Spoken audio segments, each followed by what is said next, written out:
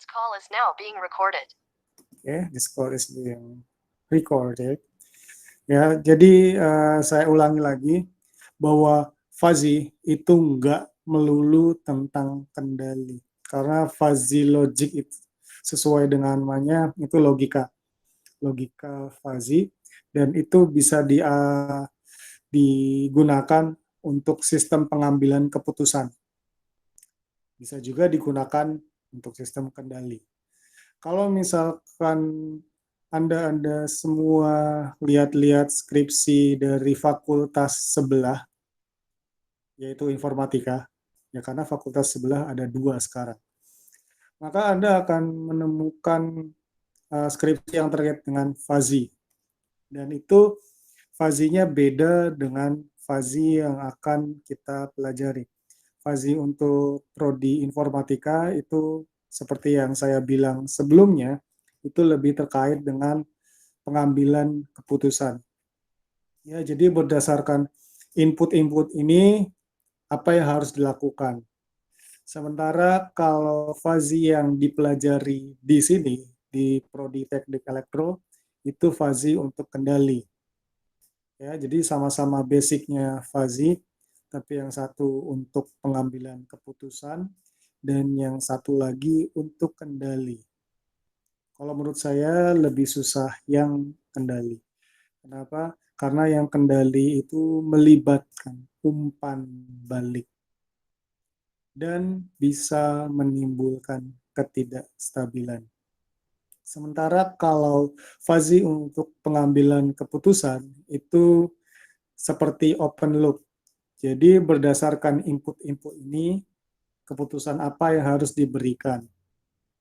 Jadi misalkan berdasarkan input-input yang ada pada nilai seseorang, keputusan nilai akhirnya itu seperti apa.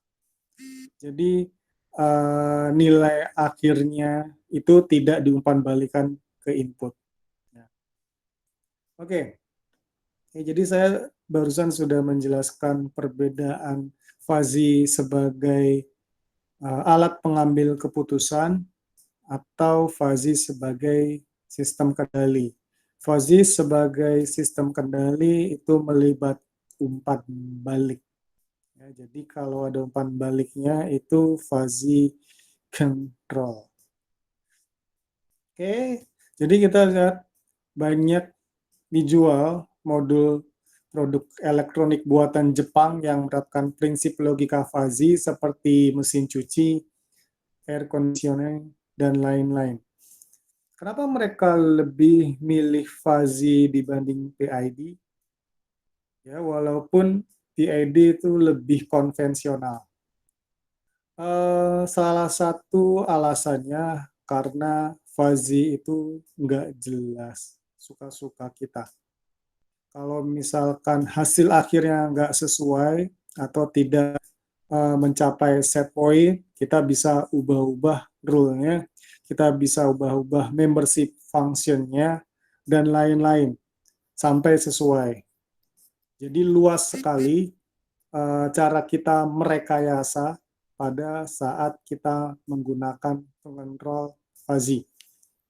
Seperti saya bilang, kakak kelas Anda di elektro itu pada suka sama fuzzy, karena kalau misalkan sistemnya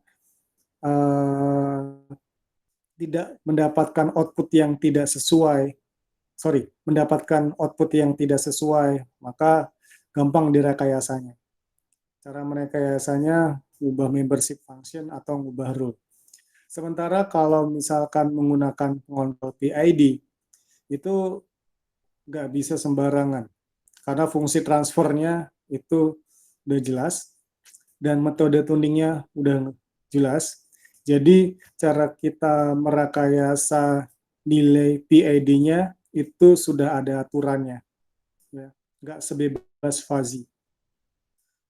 Nah, jadi masalah kalau misalkan kita pakai tuning metode A, metode B, metode C, sistemnya masih tidak sesuai keinginan kita. Itu kalau pakai PID. Nah, itu alasan kenapa orang-orang suka pakai fuzzy. kalau misalkan mereka bikin skripsi. Di TELU juga seperti itu, ya. Saya pernah ngobrol sama dosen TELU. Jadi ya untuk mahasiswa prodi elektro yang mengambil kendali itu rata-rata mereka pakai fuzzy. Kadang-kadang cuma beda sistem pengontrolnya fuzzy juga. Ya masih bisa dibilang ini sih masih dibilang mengikuti aturan daripada skripsi yang sensornya sama, metodenya sama, cuma ngukur tempat yang beda. Misalkan pakai sensor suhu BHT11, satu ngukur suhu di kamar mandi, satu ngukur di kamar tidur, satu di perumahan A, satu di perumahan B, satu di gelas, satu di kompor, satu di itu. Ya itu. Itu ya apa ya? Pertama membosankan ya. Dan yang kedua ngakalin, ya itu ngakalin. Sensornya sama, metodenya sama, perangkatnya sama, cuma yang diukur beda. Judulnya beda karena yang satu aplikasi misalkan IoT pada perumahan A, yang satu aplikasi IoT pada kampus, yang satu aplikasi IoT pada tanah lapang, apapun itu. Ya, jadi skripsi yang topiknya fuzzy, walaupun sistemnya beda-beda, itu masih bisa dimaafkan. Tapi bisa juga sebaliknya, sistemnya sama, pengontrolnya yang beda-beda. Saya barusan bilang sama adik-adik kelas kalian bahwa satu alat itu bisa jadi topik skripsi untuk satu kelas. Karena ada ratusan jenis pengontrol di luar sana. Dan masing-masing pengontrol itu memiliki metode tuningnya sendiri. Contohnya PID. PID kita bisa menggunakan tuning pakai Ziegler-Nichols, mau pakai Cohen-Kun, ada juga tipe Chien, ada juga tuning menggunakan root locus, ada juga tuning menggunakan fuzzy, ada juga tuning menggunakan pemodelan feed forward. Jadi banyak sekali metode tuningnya, bahkan untuk pengontrol yang sama. Jadi bisa jadi sistemnya sama, pengontrolnya sama, metode tuningnya beda, judul skripsinya beda. Ya. Jadi seperti saya bilang, di lab itu bisa ada ratusan topik skripsi untuk satu alat. Ya. Karena bahkan untuk pengontrol yang sama, tuning yang sama, itu alat yang digunakan bisa beda. Satu PLC, satu LabVIEW, satu microcontroller. Ya itu saya ngasih gambaran tentang skripsi. Ya. Tapi untuk fuzzy, aplikasinya luas. Saking luasnya, karena bisa digunakan untuk banyak hal, jadi nggak jelas. Ya, karena fuzzy itu artinya seperti saya sebutkan sebelumnya adalah tidak jelas.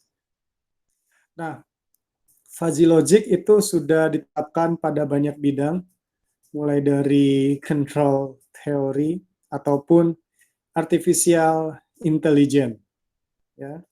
Jadi apa sih beda dari intelligent control dan automatic control atau smart control? Jadi dunia beberapa tahun lagi itu mengarah kepada sistem AI. Ya, jadi kalau Anda suka main game, itu ada AI-nya dan AI-nya masih bego. Ya, itu karena mereka tidak menggunakan intelligent control. Tapi di depan intelijensia buatan itu adalah kemampuan suatu alat untuk belajar. Jadi kita tidak memberikan program if then ke perangkat tersebut, tapi kita memberikan algoritma yang membuat alat tersebut belajar. Ya. Jadi robotnya itu bisa belajar sendiri karena kita sudah memberikan algoritma untuk belajar pada robot tersebut. Ya, kenapa bisa dilakukan seperti itu? Karena zaman sekarang mudah sekali untuk mendapatkan data. Jadi si robot itu bisa memproses berdasarkan data-data yang ada selama kita membuat algoritma pemrosesan yang benar. Kita balik lagi ke fuzzy. Ya, kenapa logika fuzzy yang ditemukan di Amerika banyak ditemukan aplikasinya di Jepang? Penjelasannya adalah culture. Orang Barat itu cenderung memandang suatu persoalan secara logik, yes or no, guilty or not guilty, black or white, success fail, dan ekivalen dengan biner. Kalau ya, ya iya, kalau enggak, ya enggak. Itu jelas. Itu adalah Western culture. Sementara kalau misalkan Eastern culture itu lebih abu-abu. Misalkan Anda ajak orang makan, terus dia bilangnya terserah, ya itu abu-abu. Atau misalkan Anda pergi ke suatu tempat, lalu permisi, mau datang ke tempat siapa, mungkin yang didatengin itu sebenarnya nggak pengen terima kita, tapi nggak enak, jadi bilangnya, ya silakan datang, tapi saya lagi sibuk. Ya gitulah. Kalau orang Barat kan, oh jangan datang, saya lagi sibuk.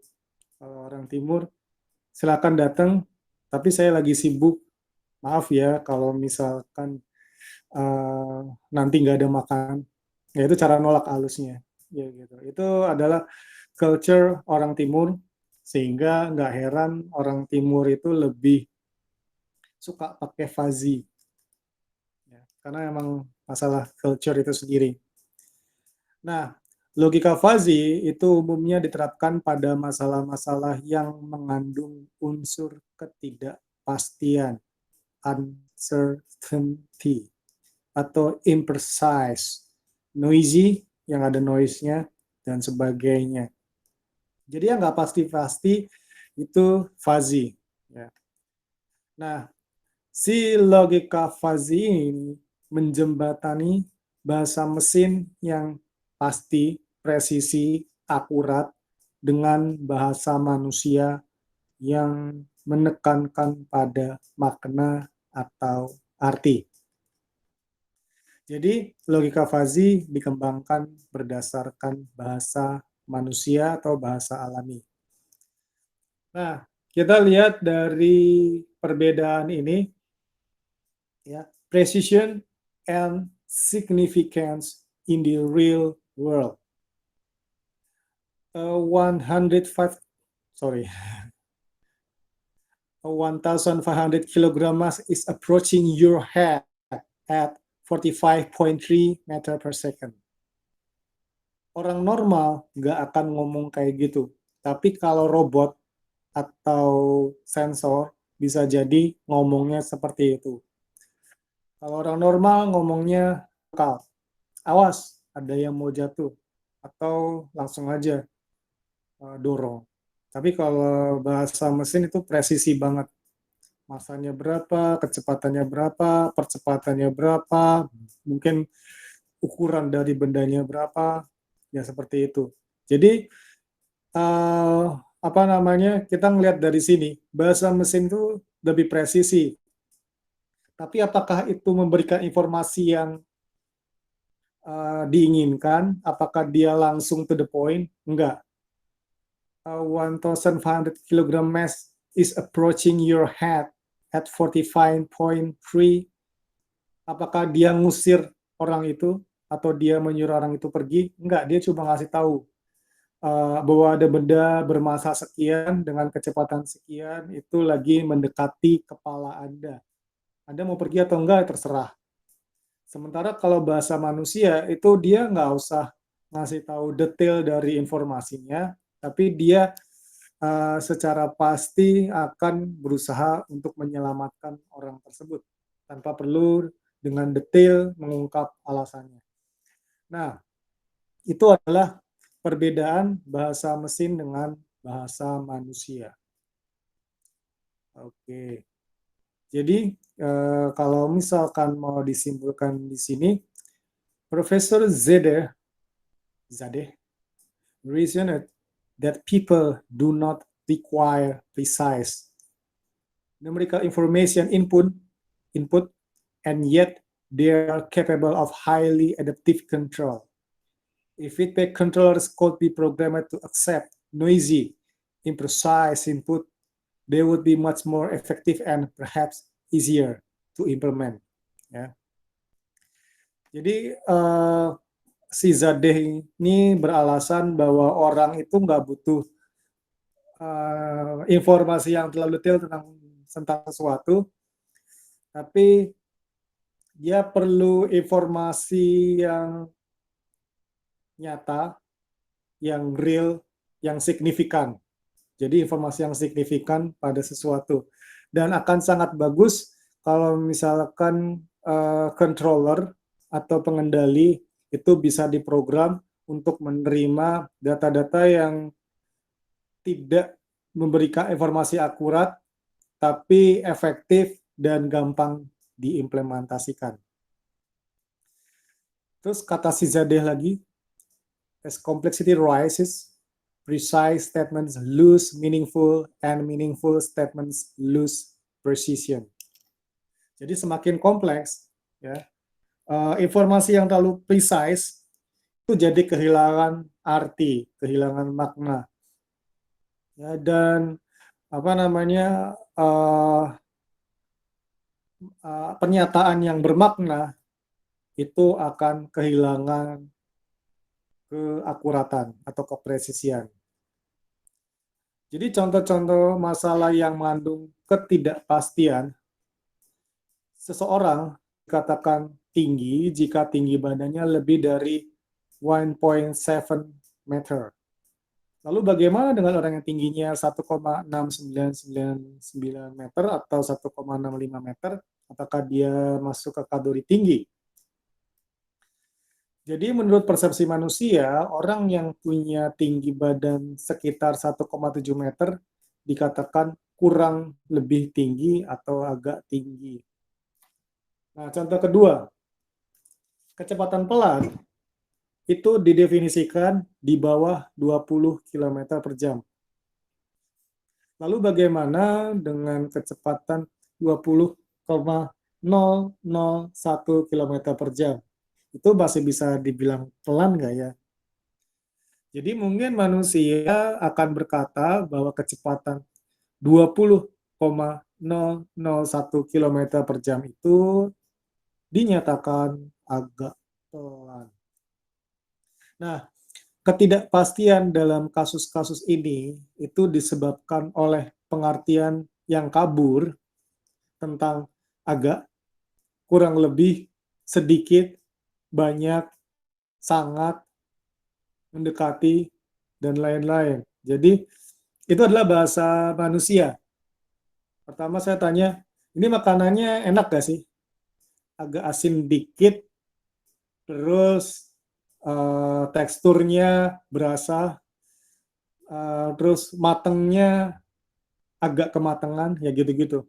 Dia tidak akan memberikan kadar garam pada makanan yang dianggap keasinan tadi, atau temperatur di dalam makanan yang agak kematangan tadi. Nah, itu dinamakan himpunan fuzzy. Jadi, logika fuzzy itu dikembangkan dari teori himpunan fuzzy. Nah, lawan dari himpunan fuzzy itu adalah himpunan klasik yang sudah dipelajari selama ini dan disebut himpunan tegas, crisp set. Nah, di dalam himpunan tegas, keanggotaan suatu unsur di dalam himpunan dinyatakan secara tegas. Apakah objek tersebut itu anggota himpunan atau bukan. Ya. Apakah objek tersebut anggota himpunan atau bukan, itu tegas. Contohnya ya gampang sih. Apakah Anda masuk himpunan mahasiswa elektro? Ya jelas, karena nggak ada yang setengah himpunan. Ya, kalau misalkan setengah himpunan itu malah rancu. Kan jelas, Anda basic masuk ke himpunan elektro, mahasiswa elektro atau bukan. Nah, untuk sembarang himpunan A, sebuah unsur X adalah anggota himpunan apabila X terdapat atau terdefinisi di dalam A. Contoh, A adalah himpunan yang berisi 0, 4, 7, 8, 11. Maka 7 itu adalah bagian dari A, tapi 5 bukan. Nah, lalu kita lanjut ke pengertian fungsi karakteristik yang dilambangkan dengan X dan berfungsi untuk mendefinisikan apakah suatu unsur dari semesta pembicaraan. Semesta pembicaraan ya. Jadi itu adalah istilah. Itu merupakan anggota suatu himpunan atau bukan ya. Jadi misalkan XA, X sama dengan 1 untuk X anggota dari A dan 0 untuk X bukan anggota dari A.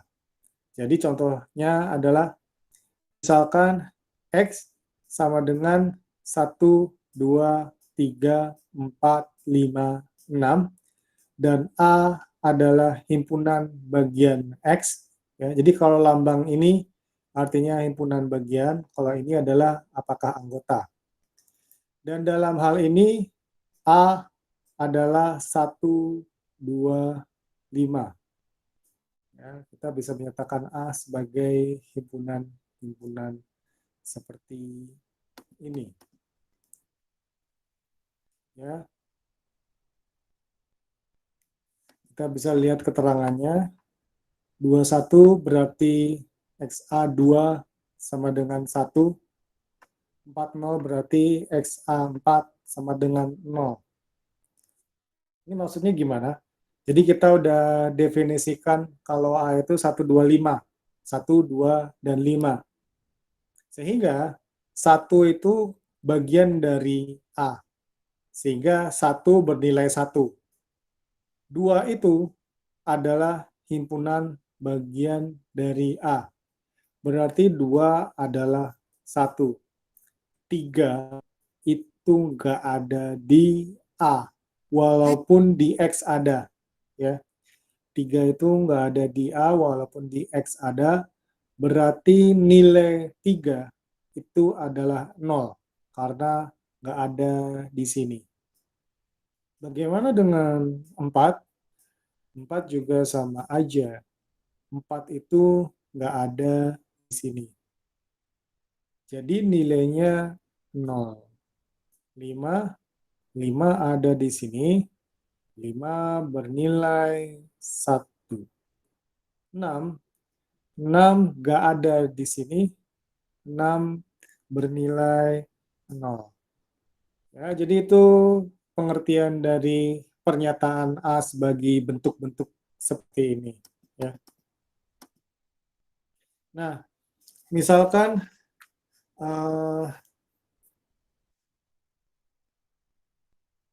X, ya, X itu adalah bernilai di antara 0 sampai 10. 0 lebih kecil sama dengan X, lebih kecil sama dengan 10, dan X adalah anggota bilangan real. Ya. Maka kita dapat menyatakan bahwa ya, XA6 itu sama dengan 1. Ini salah. Ini harusnya bernilai 1. Ini bisa dilihat nggak ya? Nah, jangan.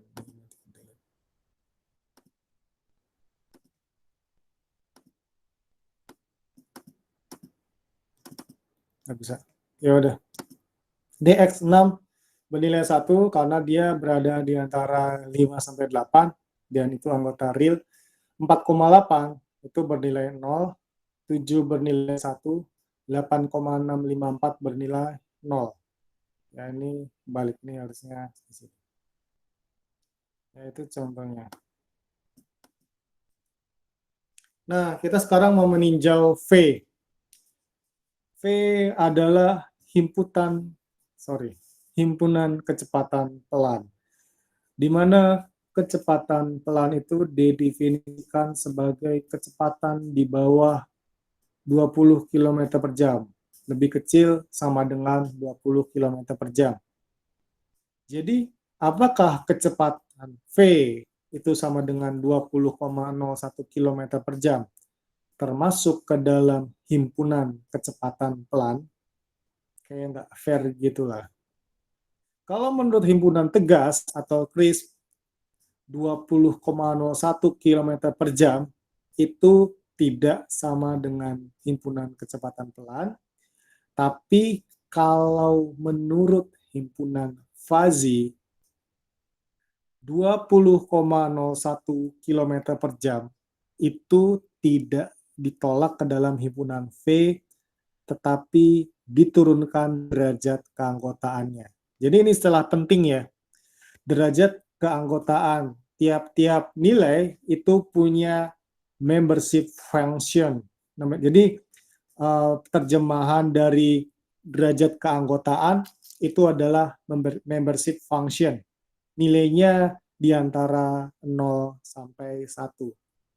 Ya, jadi kalau misalkan 22 itu bisa jadi masih jadi himpunan kecepatan pelan, cuma derajat keanggotaannya itu kecil. Nanti kita ngasih contoh yang lain.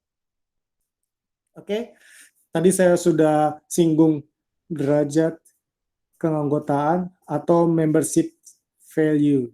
Ya, itu adalah istilah fuzzy yang sangat penting. Derajat keanggotaan itu adalah ciri khas fuzzy yang membedakan dengan himpunan crisp atau tegas. Crisp itu artinya tajam. Kalau crisp itu kalau nggak 0 ya 1, kalau nggak 1 ya 0. Anda anggota himpunan elektro atau bukan? Anda mahasiswa elektro atau bukan? Anda laki-laki atau perempuan?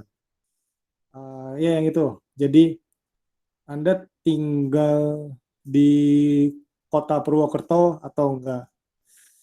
Anda apalagi ya, yang banyak kok yang contoh-contoh tegas gitu ya. Contoh nggak tegas, misalkan Anda gemuk atau kurus.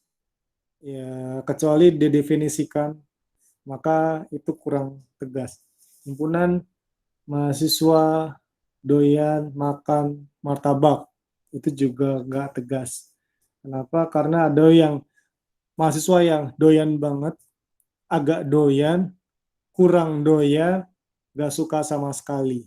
Atau duren, himpunan manusia penyuka makanan duren. Itu macam-macam. Ada yang doyan banget, ada yang nyium baunya aja mau muntah. Ya, seperti itu. Jadi nggak bisa didefinisikan secara crisp. Nah, itu kita nilainya dari membership values atau derajat keanggotaan. Ya, derajat keanggotaan. Nah, derajat keanggotaan itu ditentukan menggunakan fungsi keanggotaan yang nilainya antara 0 sampai 1. Jadi kalau misalkan saya memperlihatkan mu E, ini adalah lambang mu E, titik 2x, panah, itu ada tanda kotak, itu artinya nilainya ada di rentang tersebut. Dan nilai 0 dan 1 termasuk. Jadi fungsi keanggotaan itu antara 0 sampai 1, tapi 0 sampai 1, 0 dan 1 itu termasuk. Bisa jadi fungsi keanggotanya 0, enggak sama sekali, atau 1. Atau bisa jadi yang lebih sering adalah di antara keduanya. Nah, kita bandingkan fungsi keanggotaan pada teori himpunan tegas. XA, X, 0, 1. Ini kurawal.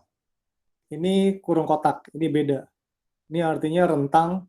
Kalau ini himpunan. Ini rentang antara 0 sampai 1, di mana 0 sampai 1 itu termasuk. Sementara ini adalah 0 dan 1, yaitu himpunan yang berisi angka 0 dan angka 1. Nah, arti dari derajat keanggotaan, jika mu A untuk himpunan X sama dengan 1, maka X adalah anggota penuh dari himpunan A. Nah, jika mu X sama dengan 0, maka X bukan anggota himpunan A. Contohnya tadi, duren. Ada yang suka banget sama duren, tiap hari makan duren, itu dia nggak masalah.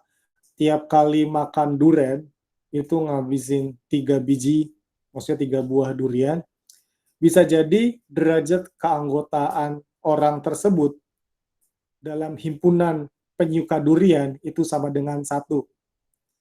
Di sisi lain, ada juga orang yang kalau nyium bau durian muntah, kalau makan durian pingsan, dan kalau ditimpuk sama durian meninggal. Itu derajat keanggotaannya 0. Dia benar-benar benci sama durian. Ya, itu bisa jadi seperti itu. Tapi ada juga orang-orang yang it's okay makan durian, tapi kalau nggak makan durian juga nggak apa-apa. Kalau dikasih pilihan durian sama sama steak, mungkin lebih milih steak. Tapi kalau misalkan lagi lapar, terus adanya di kulkas itu durian, ya duriannya dimakan juga. Artinya dia memiliki derajat keanggotaan antara 0 dan 1. Bisa jadi 0,3 kalau dia rada-rada enak sama durian, atau 0,8 kalau dia suka, tapi kalau disuruh ngabisin 3 biji, itu nggak bisa juga dia. Ya, seperti itu. Oke, itu contoh ya, untuk fungsi keanggotaan. Nah, jika mu X itu sama dengan mu, dengan nilai mu di antara 0 dan 1, itu X adalah anggota himpunan A dengan derajat keanggotaan sebesar mu. Ya, antara 0 dan 1. Jadi 0 dan 1 nggak termasuk. Nah, cara menuliskan himpunan fuzzy itu bisa pakai cara satu. Jadi kita sekarang berbicara tentang cara penulisan himpunannya. Itu menggunakan himpunan pasangan berurutan. Ya. Jadi misalkan A sama dengan kurawal X1, mu A X1. X2, mu A X2. Xn, mu A Xn. Jadi contohnya misalkan X sama dengan becak, sepeda motor, mobil kodok, mobil kijang, mobil carry, mobil Velfire, lalu mobil Fortuner, lalu sepeda gempes. Ya. Dan A itu adalah himpunan kendaraan yang nyaman dipakai untuk berpergian jarak jauh oleh keluarga besar, terdiri dari ayah, ibu, dan 4 orang anak. Ya. Jadi kita bisa lihat membership function. Ya. Untuk becak, mu E-nya bisa jadi 0. Ya, kenapa? Karena jarak jauh naik becak, ada 6 orang, itu benar-benar nggak nyaman. Ya. Lalu bagaimana dengan sepeda kempes? 0 juga. walaupun secara logika mendingan naik becak daripada naik sepeda kempes. Tapi karena yang namanya becak itu udah bener-bener gak nyaman, maka naik sepeda kempes untuk bepergian jarak jauh oleh sebuah keluarga besar itu lebih gak nyaman lagi. Tapi nggak mungkin nilainya minus. Nilai kecil itu adalah 0. Jadi becak sama sepeda kempes itu benar-benar nggak nyaman, nilainya 0. S2 motor, 2A sama dengan 0,1. Artinya tingkat kenyamanannya untuk naik motor itu 0,1. Udah benar-benar nggak nyaman. Ya, cuma masih bisa ditolerir dibandingkan naik becak. VW Kodok 0,5. Sempit, mungkin nggak ada AC-nya, mungkin untel-untelan di dalam, tapi it's okay. Lalu mobil carry 0,8, masih mending ya carry dibandingkan VW Kodok. Mobil Kijang nilainya 1, artinya nyaman banget. Lalu bagaimana dengan Velfire atau Fortuner atau Ferrari? Apakah nilainya 1,2, 1,4, 1,5? Ya enggak juga. Nilainya maksimal 1. Jadi walaupun kita akan lebih milih naik Velfire dibanding Kijang, tapi didefinisikan di sini nilai kenyamanan naik Kijang itu sudah 1. Ya, jadi tidak mungkin juga di atas 1. Jadi itu ya yang dimaksud dengan membership function. Oke. Jadi penulisannya seperti ini. Untuk cara 1 sebagai himpunan pasangan berurutan, jadi A sama dengan kurawal, dalam kurung becak, 0, lalu sepeda motor, 0,1, mobil kodok, 0,5, mobil carry 0,8, mobil kijang 1. Ini salah juga, ini harusnya 1.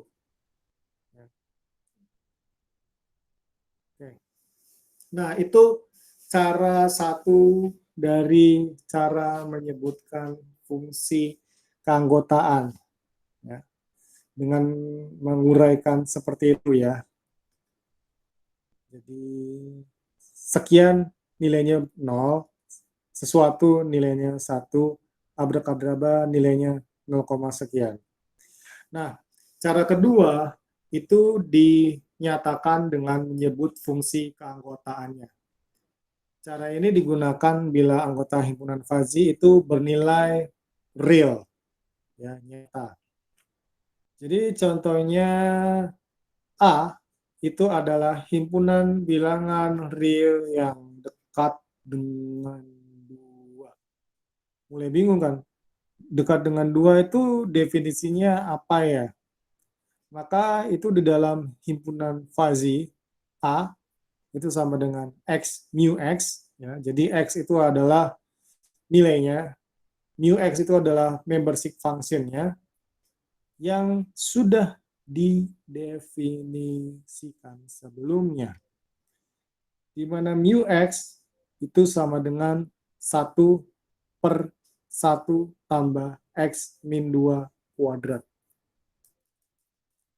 Ya, jadi ini cara kita menuliskan himpunannya, tidak diuraikan dalam himpunan Fuzzy seperti ini. Jadi kita bisa langsung hitung sendiri-sendiri.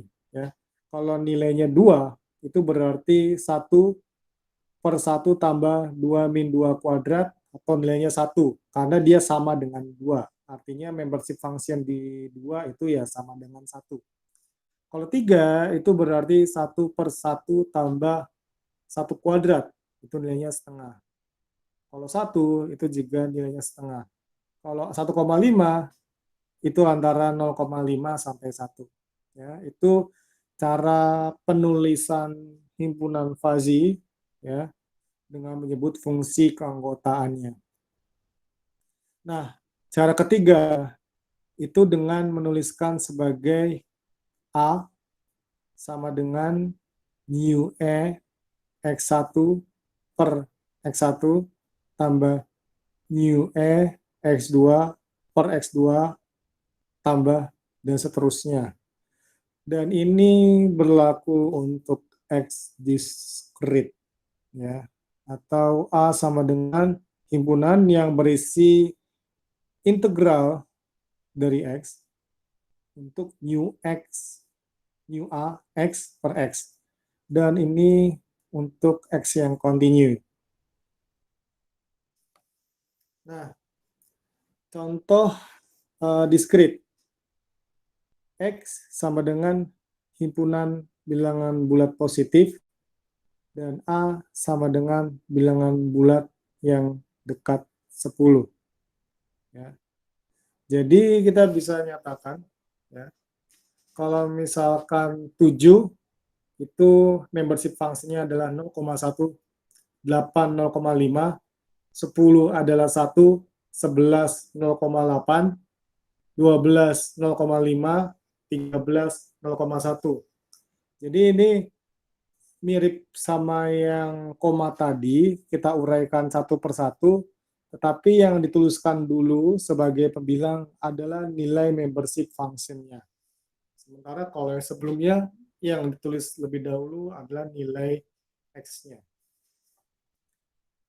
Ya, jadi ini mirip sama yang ini ya, mirip. Kan ini becak, motor, kodok, mobil, hijab. Kalau ini dia membership fungsinya dulu.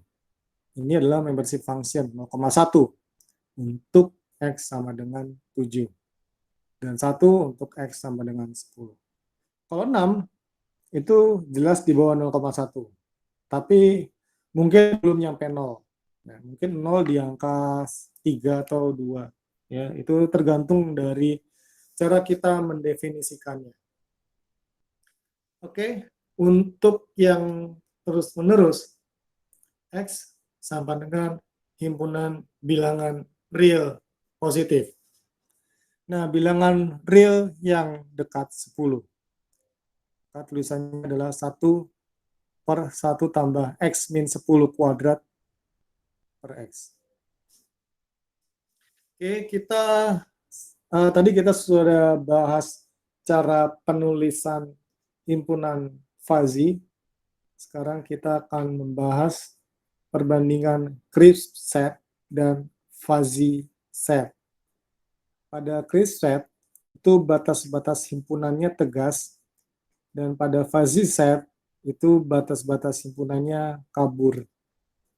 Ya, jadi pada crisp set, ya, B itu bukan anggota A, dan A itu anggota A. Sementara untuk fuzzy set, B itu anggota A, di mana nilai B itu memiliki membership function sebesar mu. Jadi membership functionnya B untuk himpunan A itu sebesar mu, di mana mu nilainya adalah antara 0 sampai 1. Nah, himpunan fuzzy itu punya 2 atribut. Yang pertama, linguistik, penamaan grup yang mewakili kondisi dengan menggunakan bahasa alami. Contohnya, panas, dingin, tuan, muda, pelan, cepat, bergerigi, apapun itu. Kasar, halus, ya. Lalu yang kedua adalah numerik, nilai yang menunjukkan ukuran variabel fuzzy. Contohnya yaitu angka-angka. Nah, komponen-komponen sistem fuzzy itu ada variabel fuzzy. Contohnya adalah umur, kecepatan, temperatur, dan sebagainya. Sementara himpunan fuzzy itu grup yang mewakili kondisi tertentu dalam suatu variabel fuzzy. Contohnya adalah variabel temperatur air dibagi menjadi 3 himpunan fuzzy, panas, dingin, sejuk, dan sebagainya. Kalau mau dibikin 5, sangat panas, panas, sejuk, dingin, sangat dingin. Dibikin 7, sangat panas sekali, sangat panas, panas, sejuk, dingin, dingin sekali, sangat dingin sekali. Kalau 9, ya itulah. Intinya variabel-variabel tersebut bisa dibagi sesuka kita. Ya. Jadi makanya saya bilang ini sangat fleksibel. Nah, yang ketiga adalah semesta pembicaraan. Itu adalah keseluruhan nilai yang diperbolehkan untuk dioperasikan dengan variabel fuzzy. Contohnya, semesta pembicaraan variabel umur adalah 0 sampai tahingga. Umur nggak mungkin minus 0 bisa. Kok tahingga ya? Ingat, kita nggak bicara umur manusia, kita bicara variabel umur secara umum. Umur alam semesta, umur bumi, dan lain-lain. Walaupun ya masih terbatas juga. Artinya kita nggak tahu. Kita nggak tahu umurnya bisa sampai berapa. Tapi kalau bumi kan kira-kira 4,5 miliar tahun. Nah, jadi itu masih jauh dari tahingga, tapi kita batasi sampai tahingga aja karena kita nggak tahu nilai maksimalnya berapa. Mungkin nilai maksimalnya adalah umur alam semesta, ya, tapi umur alam semesta ya mungkin sekitar 13,5 miliar tahun. Lalu yang keempat, domain. Domain adalah keseluruhan nilai yang diperbolehkan untuk dioperasikan dalam himpunan fuzzy. Misalkan dingin itu adalah 0 sampai 15 derajat Celcius. Muda adalah 0 sampai 35 tahun. Jadi itu adalah domain, ya, keseluruhan nilai yang diperbolehkan untuk dioperasikan dalam hitungan fuzzy. Contoh 8, misalkan umur dibagi jadi 3 kategori. Yang pertama muda, itu ketika umurnya di bawah 35 tahun. Paruh baya itu di antara 35 sampai 55. Dan tua itu di atas 55. Ya. Jadi kalau misalkan dalam bentuk crisp, ya, sekali lagi crisp bukan fuzzy. Jika X sama dengan 34 tahun, maka membership function muda itu sama dengan 1. Jika X sama dengan 35,5 tahun, itu membership function muda itu sama dengan 0, karena dia tidak muda. Nah, ini adalah crisp, tajam. Begitu ngelewatin, langsung 0. Begitu ada, langsung 1. Nah, kalau fuzzy, ya, kalau dia berumur 40, maka kita bisa menyatakan dia dalam 3 membership function. Membership function untuk muda itu adalah 0,25. Membership function untuk paruh baya itu adalah 0,5. Ya, kita bisa lihat di sini di kolom muda. Ini kan membership function muda trapesium. Saat 40 dia di 0,25. Saat 40 untuk paruh baya dia di 0,5. Untuk tua nggak ada karena membership function tua itu dari 45 ke atas, ya. Jadi membership function untuk tua itu sama dengan 0. Lalu bagaimana kalau umurnya 50? Kalau umurnya 50, ya, itu dia membership function untuk muda itu 0, ya. Membership function untuk muda itu adalah 0, paruh baya adalah 0,5, dan membership function untuk tua adalah 0,25. Kalau 25 gimana? Kalau 25 berarti dia membership function untuk muda itu adalah 1, paruh baya adalah 0, untuk tua adalah 0. Kalau umurnya 5 tahun, sama. Jadi 5 sama 25 sama-sama memiliki membership function muda itu sebesar 1. Walaupun kalau dipikir-pikir 5 itu kan jauh lebih muda ya dibandingkan umur 25. Tapi ya karena kita sudah buat bentuk membership function yang seperti ini, ya udah kita terima aja. Jadi bisa disimpulkan bahwa dengan menggunakan fuzzy set ini itu lebih adil. Jadi dia nggak sekejam crisp set yang kalau udah lewat 35 itu langsung dianggap nggak mudah lagi. Ya, seperti itu. Jadi fuzzy itu lebih fair. Ya. Nah, kali ini kita akan membahas bentuk-bentuk fungsi keanggotaan.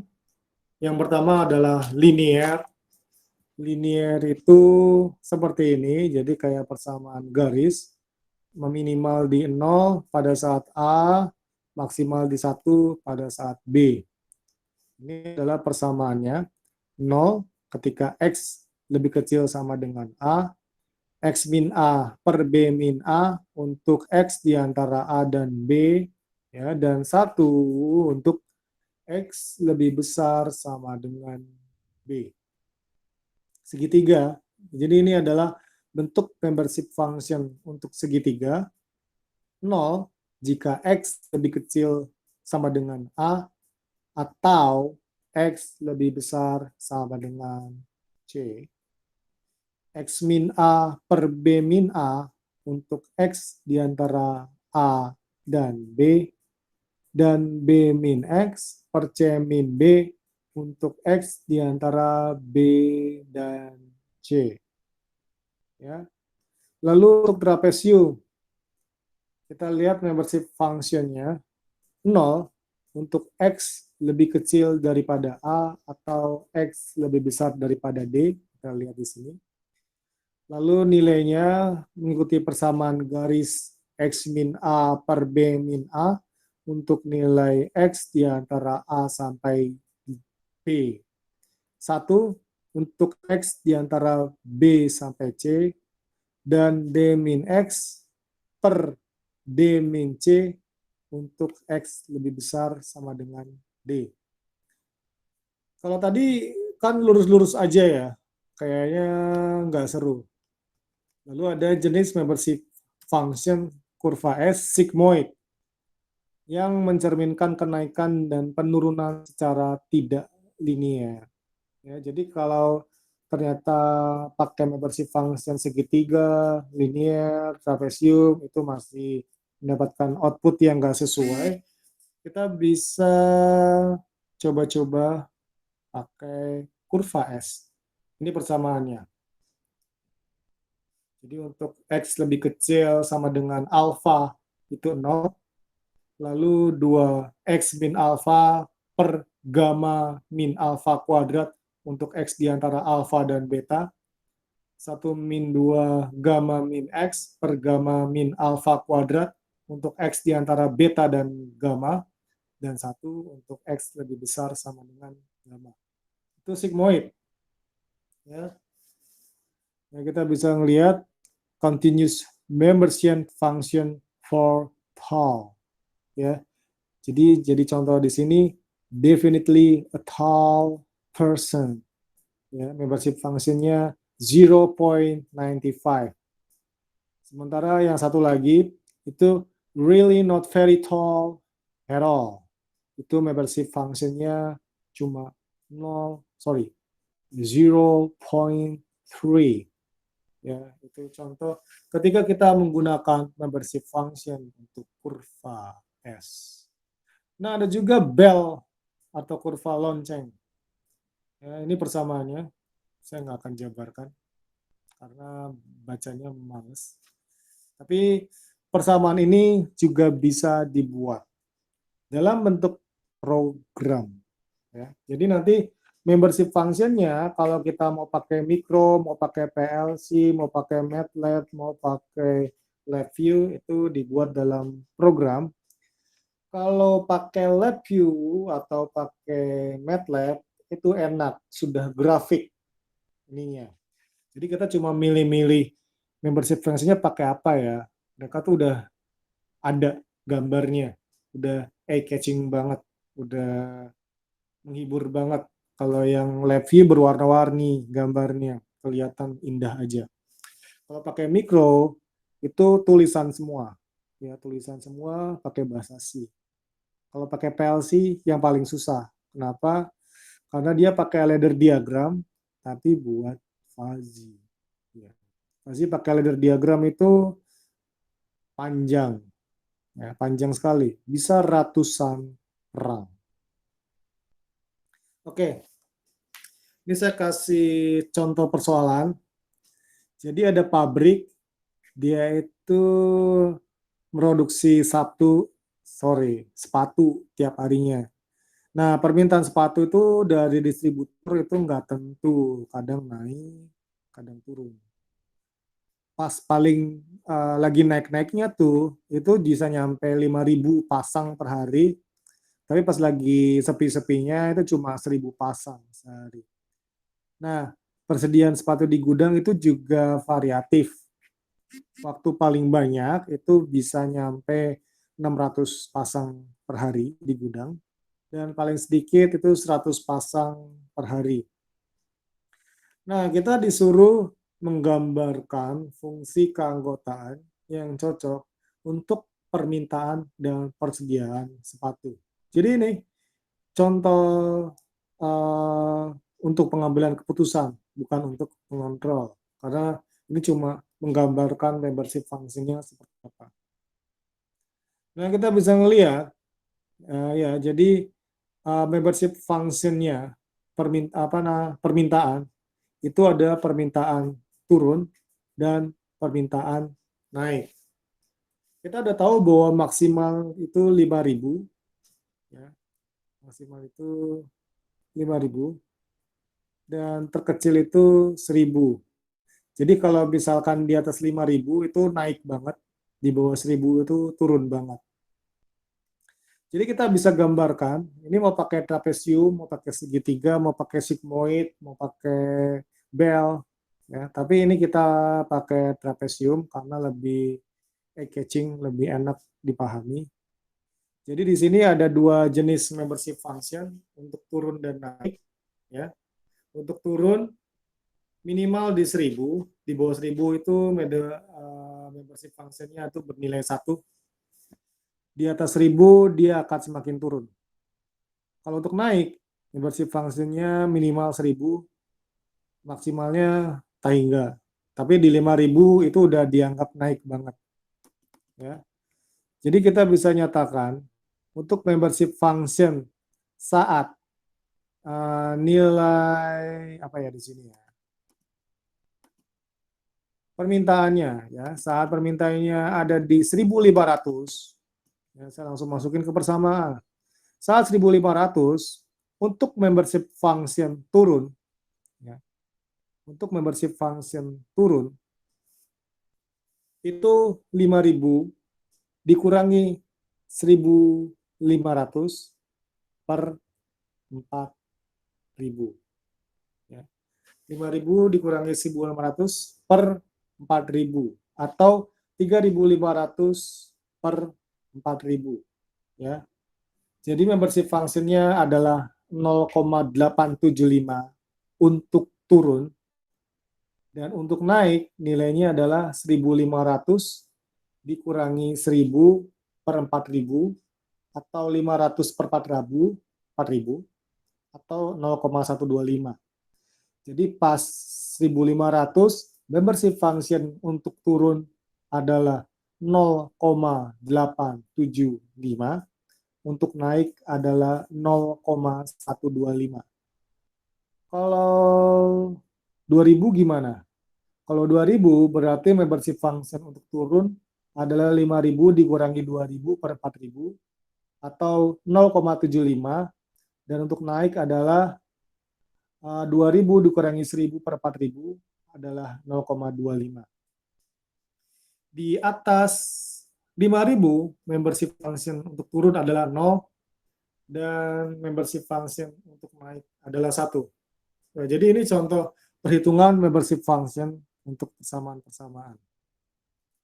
Sementara untuk persediaan itu ada dua himpunan fuzzy, yaitu banyak dan sedikit, di mana untuk sedikit itu antara yaitu sampai 600 itu dianggap sedikit.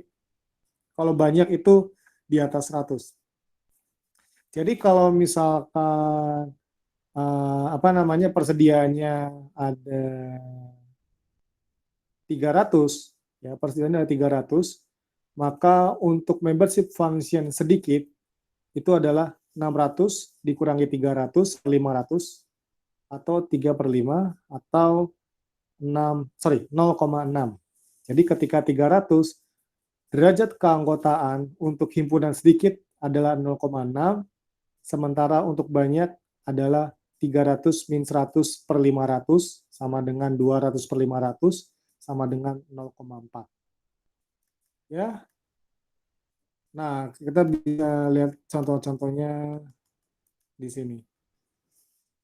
Oke, sampai sini ada pertanyaan?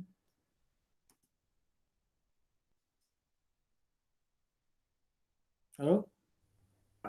Pak, Ya, izin bertanya Pak. ya. Saya tadi masih bingung sama yang permintaan ini Pak, yang naik sama turun. Nah, Itu kan 1 banding yang X lebih besar dari 1000. ya kenapa? Nah, yang sebelahnya yang 0 juga sama dari sama 1000 juga Pak. Yang mana ini?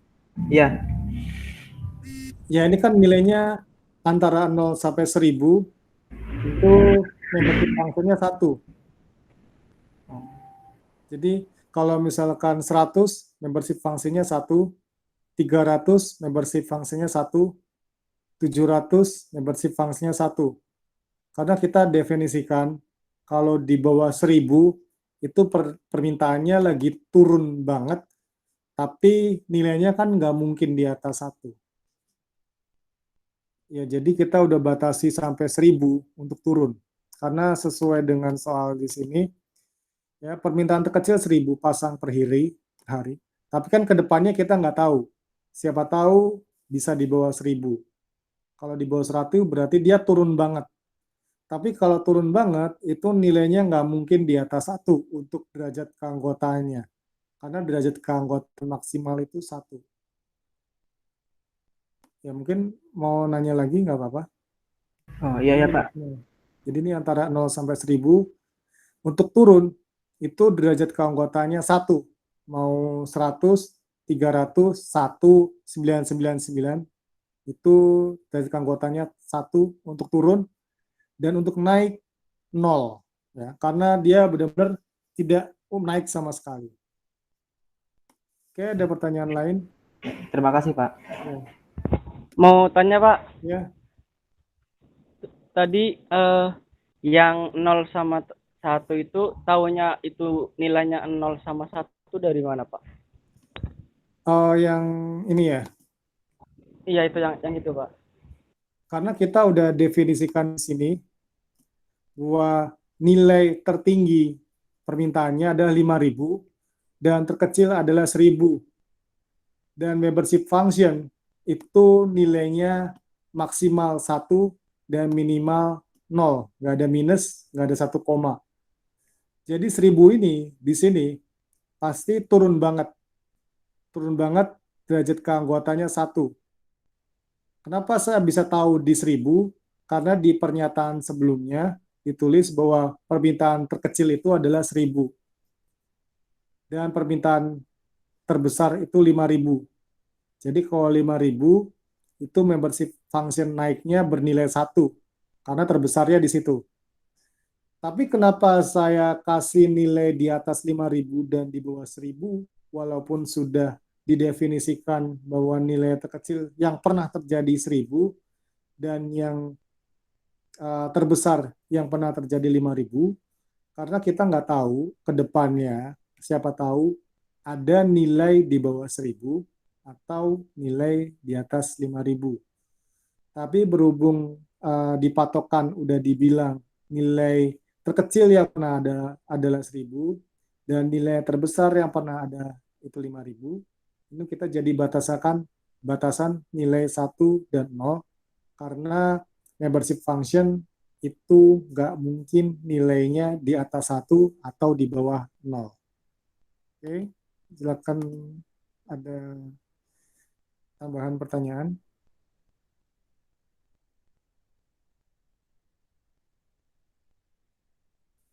Halo, Sepertinya Pak.